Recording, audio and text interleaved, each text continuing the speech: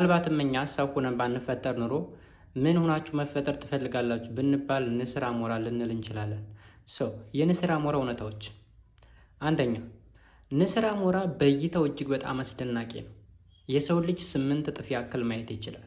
ለምሳሌ በካሜራ ቋንቋ የሰው ልጅ ኤስዲ ወይም ደግሞ ስታንዳርድ ዴፊኒሽን ያክል እይታ ቢኖረው ንስር አሞራ ግን 8K አልትራ ኤችዲ ያክል ማየት ይችላል ማለት ነው። ዳት ሚንስ ምን ማለት ነው? እስከ 5 ኪሎ ሜትር ርቀት ላይ ያለች አንድን አይጥ ወይም ደግሞ አንድን ጥንቸል በስነ ስርዓት ቁልጭ አድርጎ ማየት ይችላል። ወይም ደግሞ አንድ 10ኛ ፎቅ ከፍታ ላይ ተቀምጦ መሬት ላይ የምትንቀሳቀስን አንድን ጉንዳን ቁልጭ አድርጎ መመልከት የሚችል አቅም አለው ማለት ነው። ከዛ በተጨማሪ እኛ ሰዎች ልናየው የምንችለው የቀለም አይነት ከ3 የቀለም አይነቶች ወይም መሰረታዊ የቀለም አይነቶች የተሰሩትን ነው። ያም እንግዲህ ከቀይ፣ ከአረንጓዴና ከሰማያዊ መሰረታዊ ቀለሞች የተሰሩ ነገሮችን ብቻ ነው ማየት የምንችለው።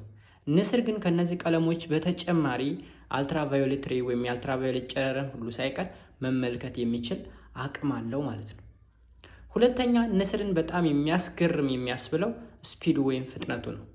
በሚያድንበት ጊዜ እስከ 90 ሜትር ፐር ሰከንድ ያክል ቁልቁል መምዘግዘግ ይችላል ማለት ነው። 90 ሜትር ፐር ሰከንድ ኢማጂን፣ በአንድ ሴኮንድ ውስጥ 90 ሜትር ቀላል አይደለም። ይህንን ማድረግ ይችላል። ሶስተኛ ንስር ብቸኛው ዝናብ የማይመታው የአዋፍ ዝርያ ነው።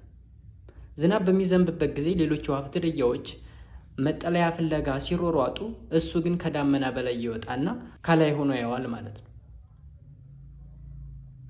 በጣም በከፍታ መብረር ይችላል። እስካሁን በጂኒየስ ሪከርድ የተመዘገበው 11 ኪሎ ሜትር ያክል ወደ ላይ ወጥቷል። 11 ኪሎ ሜትር ማለት አንድ ኮመርሻል ኤሮፕሌን የሚበርበት ከፍታ ነው። ሌላኛው ያደነውን ነገር ዋሊያ ሁሉ ሳይቀር መሸከም የሚችል አቅም አለው። ወይ ወደ ተራራማ ቦታ ይዞት ወጥቶ ከአለት ላይ ነው የሚጥለው። አለት ላይ ሲፈጠፍጠው ያ የሚያድነው ነገር ይሞትለታል ማለት ነው በቀላሉ። ከዛ ወርዶ መመገብ ይችላል። ታዲያ ይሄ እንግዲህ የንስር አሞራ 2 አይነት እድሜ ነው ያለው። አንደኛ ወይ 35 ዓመት ይኖራል ወይም ደግሞ 70 ዓመት ይኖራል። ስለዚህ ዳግም ልደት ይኖረዋል ወይም ደግሞ ዳግም ልደት ሳይኖረው ይቀራል ማለት ነው። ዳግም ልደቱ ማለት 35 ዓመት ላይ ሲደርስ ይሄ መንቁሩ እዚህ ጋር ያለው የሚመገብበት እንግዲህ ቺቲን ከሚባል ንጥረ ነገር ነው የተሰራው። በጣም ጠንካራ ነው። አጥንትን ሁሉ መስበር የሚችል አቅም ያለው ነው መንቁሩ ማለት ነው። ከ35 ዓመት በኋላ ግን ይሄ ነገር ይጠመዘዛል፣ ያረጃል፣ መመገብ አይችልም።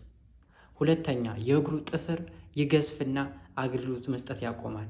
ሶስተኛ የክንፉ ላባ በጣም ግዙፍ ይሆናል።